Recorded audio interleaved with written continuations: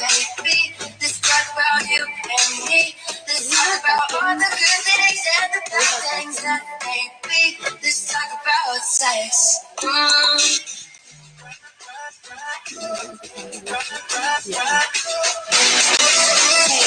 Can you guys bring the camera just a little bit closer to it?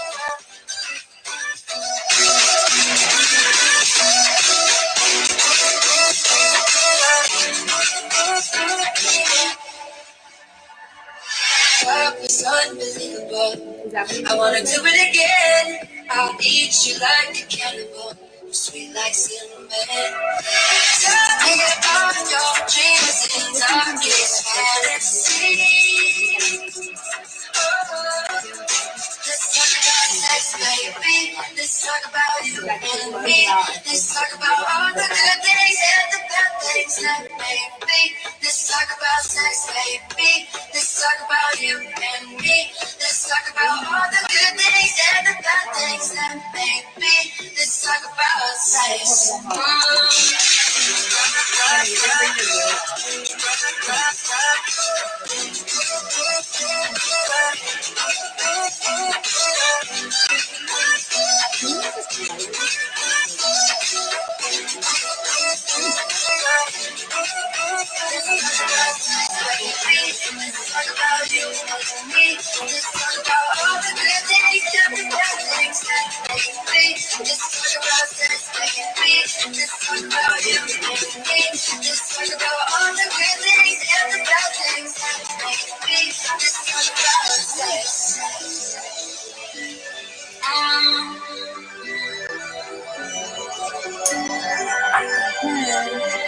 Anywhere you want it, you can come here. Talk about sex, baby.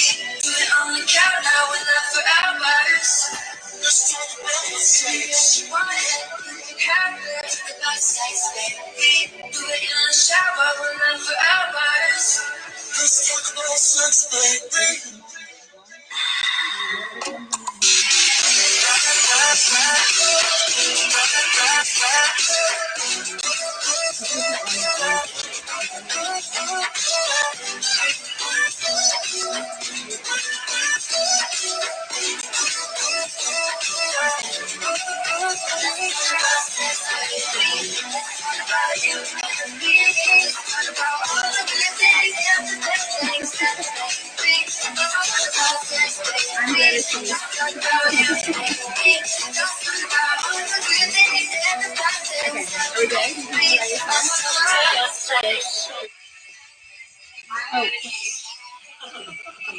Okay.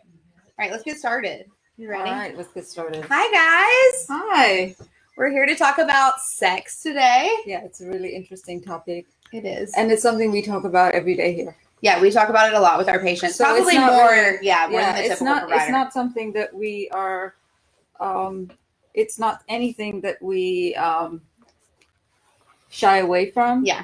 And it's not anything that we are. I feel like we more seek it out. Yeah, we seek it out. We talk about it a lot. It's a question in our intake form. Yes. Actually. Yeah, it is. We have, it's not one question, it's several questions on our intake form. Yeah, like, are you satisfied? Yeah. How's your sex drive? Yeah, and it's very important. And it's something that when people go to their regular doctors, I don't think it's talked about enough. Yeah. I don't think that when women go to their OBGYN, I don't think it's really asked too much. Yeah. And many times women do come and they're frustrated because they're told, well, just have a drink. Or, you know, and men too, when they come, they're embarrassed to ask, but it's such a big part of your life. Yeah. And it's so important for mental health, for relationships, for being happy in a relationship. And I don't think that anyone needs to feel embarrassed about asking about it and seeking help. And there's so many things you can do about it. Yeah. So, and I always tell my patients that when we talk about it, I think most people that have some kind of complaint related to sex, I think they're in the norm. I think it's the majority of people that have some kind of complaint, whether it's their sex drive isn't what it used to be, they're not able to orgasm how they used to be, multiple different complaints. I would say that's more the norm than the abnorm for the majority of the patients that we see. Yes. I mean, I think there's a lot of like articles would say, oh, most women don't, have normal orgasms or whatever. Yeah. I think it's more common than even that. Yeah. Yeah. Because, I mean, we see a lot of women, we see a lot of men. And even with men, ED or erectile dysfunction is not a disease or not a problem of older men. It's a very much a problem of younger men. Yeah. And it can be fixed. Yeah. And so I think like one of the main questions that we got, I think kind of over and over again was what is the normal amount of times per week or per year that couples should be having sex? And so I think women, men, a lot of couples disagree on this. And so Hannah's going to bring us some statistics. Hannah. Here I come.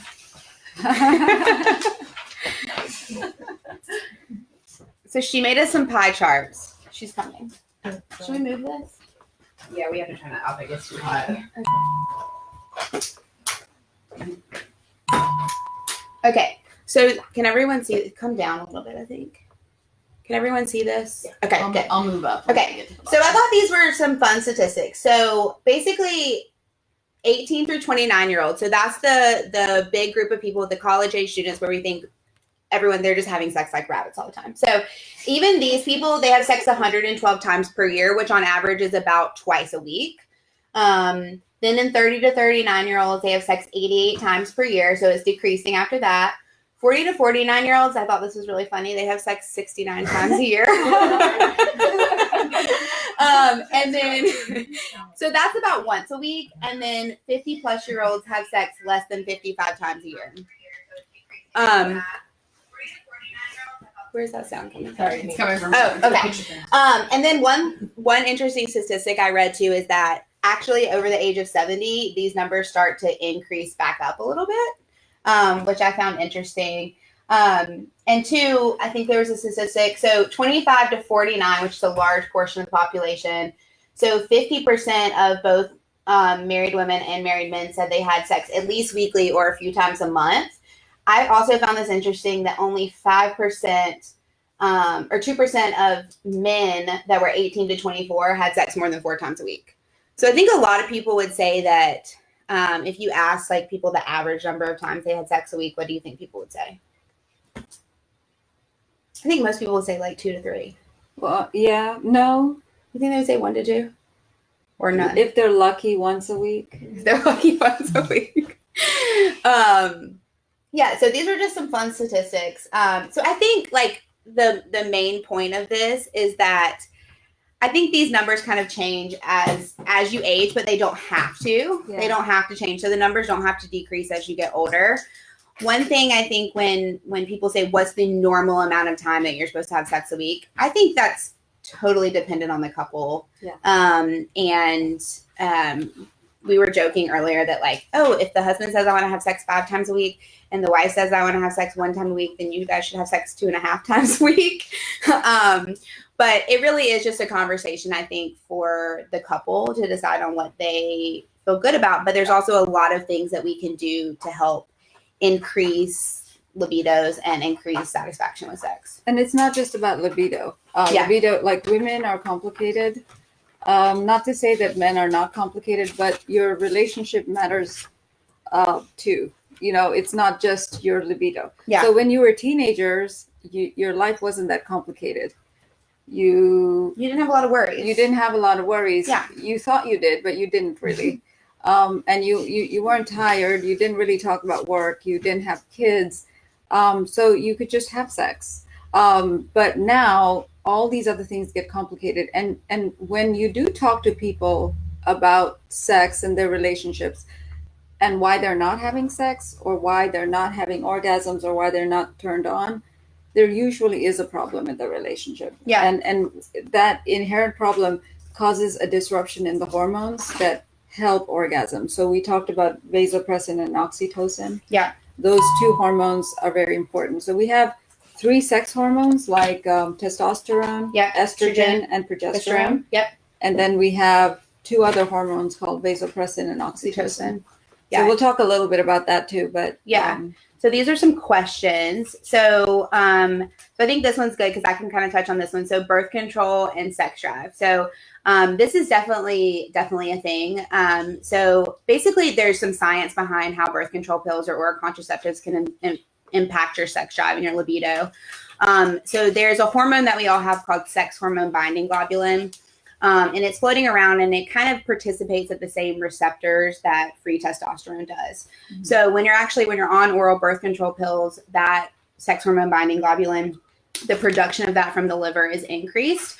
And when that is floating around more, then it's able to bind at those same receptors as free testosterone, and your production of free testosterone is decreased. And so that can impact your libido as a female. Yes. Yeah. And it can also, birth control pills, definitely low estrogen birth control pills can also impact like your vaginal lubrication. They can create some pain during sex. And so obviously if sex is uncomfortable, then you're not going to want to do it. Yeah. Yeah. Another one, this is like pretty much what we do in a nutshell, but does BHRT play a role in sexual health? So BHRT is bioidentical hormone replacement. Yeah. Bioidentical means it's a word that's thrown around a lot. So, it means basically that the hormones are very similar to what your own body makes. Yeah. So these hormones are made just to sort of replace what you don't have, which is estrogen, progesterone, testosterone. But your body's more complex than that. You also make DHEA, which you can give as a supplement. You make pregnenolone, which you can give as a supplement. So yes, they do help with sexual health. Estrogen deficiency, which happens after you turn about 50. Yeah, perimenopause and menopause. That's going to affect your sexual desire. Yeah. So you have to give estrogen, but also testosterone deficiency does. So when you're younger, testosterone deficiency doesn't necessarily cause low libido, but when you get older, it may. Yeah. And I think there's still like there's research, there's conflicting research on that, and as far as like female sexual desire, there, to be honest, haven't been a ton of very large scale studies done on female sexual desire at all, and the ones that haven't really. They haven't done a clear answer of whether it's more estrogen that gives females their sexual desire, or if it's more testosterone or progesterone, or a combination of all of them. What we've seen is it's a combination. Yeah, that's what I think. So what we've seen is it's a combination. It's not just testosterone. If you get your testosterone levels really, really high, yes, it can have an impact on your libido. So if you get female testosterone really, really high, it can, but it can also have some unwanted side effects. Yeah. So we don't want to do that. But we want to get your hormones just high enough so you feel like yourself. Yeah. But we also want to decrease your stress levels so you feel like you're sleeping well. If you're very stressed, nobody who is extremely stressed is going to be like, yeah, now I feel like having sex and feel like being relaxed. Yeah. Because, that hormone that makes you feel attracted. And so there's like this thing that you can maybe... Hannah, could you draw it for us? Sure. So you can talk about the next question until then. But like there's this thing with oxytocin and vasopressin. Mm-hmm. So vasopressin is this like fight or flight hormone. Yeah. And it gives you a lot of anxiety, stress, fear. Yeah. So in men it's different and women it's different. So in men, when there's vasopressin, high vasopressin, they want to have sex. They're like, yeah, I'm excited. Let me have, let me conquer the world. Yeah, let me conquer the world. I want to have sex with women. It causes anxiety and fear, and they're like, no. That's like the last thing. What we want. Yeah. Okay.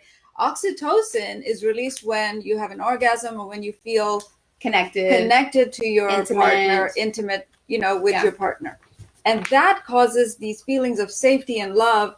And so you're like, yes, I'm connected. And now that I'm connected, I want to have sex with you again later. Yes. Yeah. Right? Yeah. So there's like oxytocin and vasopressin are two other things that will help. Yeah. Okay. Yeah. So men and women are different. Men also make oxytocin. Yeah. And then that's like the love hormone. We also give oxytocin, like we mix it with Viagra and we give it to our patients. Yeah. Viagra or Cialis or whatever. Yeah. And so you feel like you want to have sex, you want to have, you know, and be more intimate. And, but you also want to cuddle after. Yeah. And I think too, that's why they say for women that it's more than about like just having the libido or more than just the hormones. It's more about feeling safe and feeling loved. And it really all breaks down to that hormone, to you producing that oxytocin. Yeah. So it is definitely more than that. Yeah.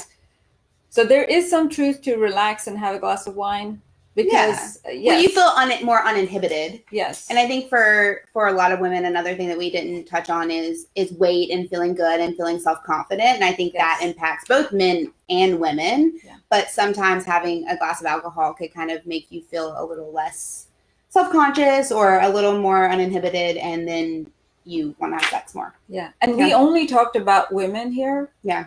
But with BHRT and men, yes, we should really talk about that too. Yeah. So BHRT and men, and one thing that we talk about menopause so much, like I feel like it's probably 70% of what I talk about every day. But the other part of it is that men don't realize that there is andropause. Yes. And it's not talked about like menopause is. You know, andropause is a real thing. And I feel like for most men that I've seen, it's happening even earlier. So when women, when they have kids. So with women, I feel like, you know, late 40s, 50 to 55 is kind of the age range of menopause. For andropause, I feel like I'm seeing it a lot early, 40, 45. That's when men's testosterone levels are really decreasing. And for men, it's more than just libido that decreases. It's your ability to sleep, your ability to gain lean muscle mass, your ability to get rid of truncal fat. So get rid of body fat and maintain your lean muscle. It can cause a lot of issues for men with mood. Yeah. If it's too low, they're irritable. But if it's too high, they're irritable. Yeah. So it has to be like right there. Yeah, right there in the middle. But I think for men, testosterone replacement is something that we do a lot of. And there's ways to do it. There's not multiple just testosterone modalities to replace testosterone, and there are modalities to replace testosterone while still without impacting your fertility, which I think a lot of people aren't aware of. But it changes men's lives. Absolutely changes men's life. Yeah. On our Instagram, there's a picture of a couple that we love. You know, they're one of our favorite people. And, you know, when I met... you met them. Yeah. Met them first. Yeah. Like I met the husband first. Yeah. He was a completely different guy. And now what they are, I mean, they're such a good looking couple. Yeah. And they're so happy, and they have an amazing life, and they have an amazing sex life. They have an amazing life. They go out, they go, you know, they have a lot of energy. They go on great vacations. They're wonderful to each other. Like you can see that. You can see the difference when people come in. We can usually see how their relationship is when the way they are. We see a lot of couples. We see a lot of couples. Yeah. So you can see how their interaction is, and you know already how their sex life is. It's so funny because so many of the men I see, they're like, yeah, why don't next time you see my wife, just put a little extra testosterone in. It's not just that. But it's not just that. It's not I mean, how do you treat her? So funny. Yeah. How do you treat her? Yeah. Like, do you do nice things for her? Yeah. Do you compliment her? Yeah. Do you criticize her? You know? Yeah. And then with women, it's the same thing with men. You know, like you do need to make your man feel good. And men's egos can get hurt pretty quick. Yeah. Yeah, definitely. So, especially when it comes to sex. Yeah. Especially when it comes to sex. So next question. Let's see. Smoking and drinking affects sex drive. So we kind of talked about drinking. Obviously, drinking 1 to 2 glasses could positively impact it for women, but obviously drinking too much could negatively impact it. Yeah. And smoking for sure. So especially when we talk about ED or erectile dysfunction, smoking can make a lot of damage to the arteries. Your arteries apply oxygenation and blood flow to the area. And it's a nitric oxide pathway. Yeah. So when you have, when you're, you know, damaging your arteries, you can definitely have an issue with erectile dysfunction down the road. And that's the same with high cholesterol, with you know, peripheral arterial disease. And that's kind of a different side of the picture that can cause issues. Yeah. Is there any questions? Are there funny questions? They're just chatting away. Okay. Do we have any other questions? I think. Let's see. Oh, do diet and exercise play a role in sexual health? Yeah, for sure. Absolutely. Yeah. I mean, if you eat McDonald's every day, you're not going to have great libido. I mean, No. there's a lot of foods that positively impact your desire, help your arteries, help your. I mean, and no one self-explanatory. feels like having sex after they ate like 4 tacos. You know? No. What? Game Changers. Yes. Oh yeah, that was. I mean, if you haven't watched it, please watch it. This is her favorite thing to talk about. This is like I tell my whoever patients to asked watch this question. This is like if you haven't watched Game Changers, please watch Game Changers. You gotta watch the little experiment they do. They make all the they take 3 guys. Yeah. And they give them 3 burritos. A bean burrito, a chicken burrito, and a beef burrito. Yeah. Or a fish burrito, something like that. Anyway, I think it's a beef, a fish, and a bean. Yeah, and then they go to sleep, and overnight they measure their erections. Their erections. Yes. They did measure their erections, and you're right. And then they actually measure their erections overnight, and the people that didn't eat meat had better erections, like huge. It was erections, and they had their inflammatory markers were less, which protects you from. And they actually looked at their serum. Yeah. Okay. Anyway, yes. Okay. How long did you stay on BHRT? Yeah, you get that forever. You can stay on BHRT. I take BHRT. Contrary to some of the studies that were done on people who were just on estrogen alone, and that was done on like Premarin, which is horse estrogen, which is not, when we say bioidentical, so that's coming from a horse instead of acting like your normal human estrogen. So it's a synthetic, basically. It's called natural, but we put women on bioidentical hormones that were like 80, and they come back. They're walking better. They're thinking better. I mean, they're different people. They're completely changed men. I mean, it's really life-changing. I think one thing too that I see so much with women is like just their ability to cope with stress. Yes. Like after they're back on their hormones. And they're different people. Like their ability to like cope and deal with things is much improved. Whereas they would get very anxious or angry about certain stuff. It's more than just the sex drive. It is way more than that. Yeah. They say that men connect with their penis and women with their brain. Is that true? I don't know. Yeah. I would say yeah. Yeah. I would say. I don't think there's any science behind this, but I would say yeah. Any other questions? Supplements? Yeah. Supplements. I love supplements. Yeah. So there's some supplements. So there's different supplements for different things when it comes to libido, and there's definitely medications as well. It kind of depends on what the root cause of things are, and we use a lot of magnesium. Magnesium is an amazing supplement. It's so basic. Magnesium, zinc. Yep. B vitamins, vitamin C. These are like basic. Vitamin D. So these things make you feel better. But magnesium, zinc, vitamin D are very important for making testosterone. Yeah. What else did we say? Zinc. There's some other herbs like maca. Yeah. I mean, those are like very hormone specific. Yeah, those are more like if for low testosterone. Yeah. And that's really like the main ones that we use. How does eating pineapple make your stuff taste better? Well, I don't know. Well, maybe the bromelain. No, I mean if it makes sense that whatever you eat does get excreted in your sweat, in your urine, excretions, everything. So yes, what you eat is what you are. So yeah. Okay. How to improve male recovery time? Well, it is a nitric oxide pathway. So the better your the better your vasculature and your vasodilatory pathway is, and then the better your recovery time. So the better shape you're in, the better your recovery time. So if you're going to exercise more, you're going to do better. Yeah. And also the better food you're going to eat, the better. And hormones also play a role in that as well. So we're going to take like one more question, then we're going to wrap it up. And they can make questions. Also, what do we you have guys to talk about O and P shots? Oh yeah, we didn't talk about O&P shots. We got to talk about that quickly. Yeah. So that might actually help recovery time a little bit too. Yeah. So we do this. we Amazing, do we do two things here. P shots and O shots. So they're both. We do more than that. Well, yeah. But this is like a cool thing that I think people don't know about. Yeah. So P shot stands for priapus shot, which is basically a term for erection, and then the O shot stands for orgasm shot. And so basically, we take PRP, the same that we would use for stem cells, the same thing that we would use for like a vampire facial.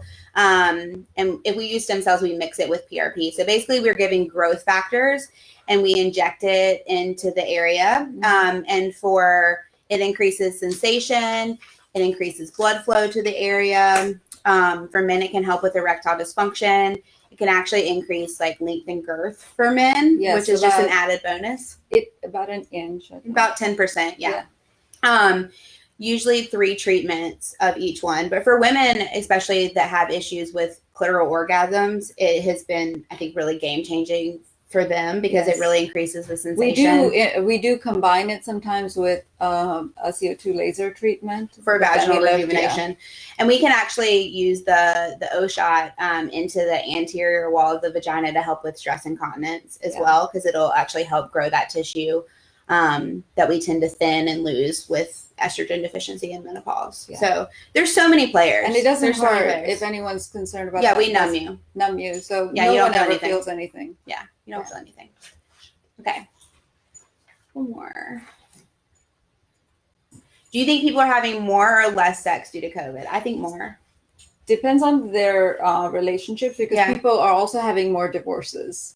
That's true. You know, in China, I think they had to like cut down the number of divorces they were accepting, because I think it's how you deal with, like, comes down to how you deal with stress, like as a couple, like, you know. Yeah. But I would say there's definitely going to be like a little bit of a baby boom too, with people being stuck in their houses.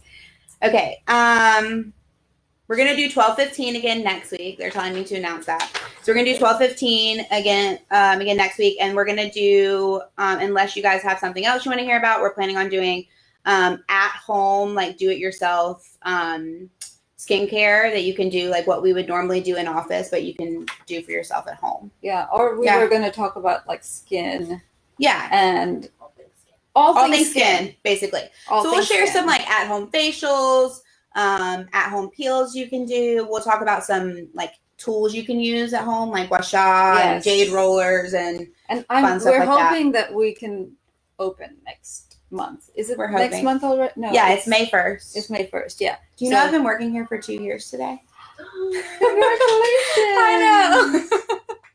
I know. Isn't that awesome? That is awesome. I know.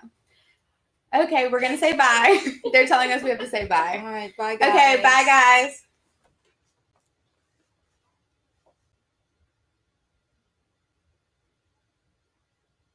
So awkward when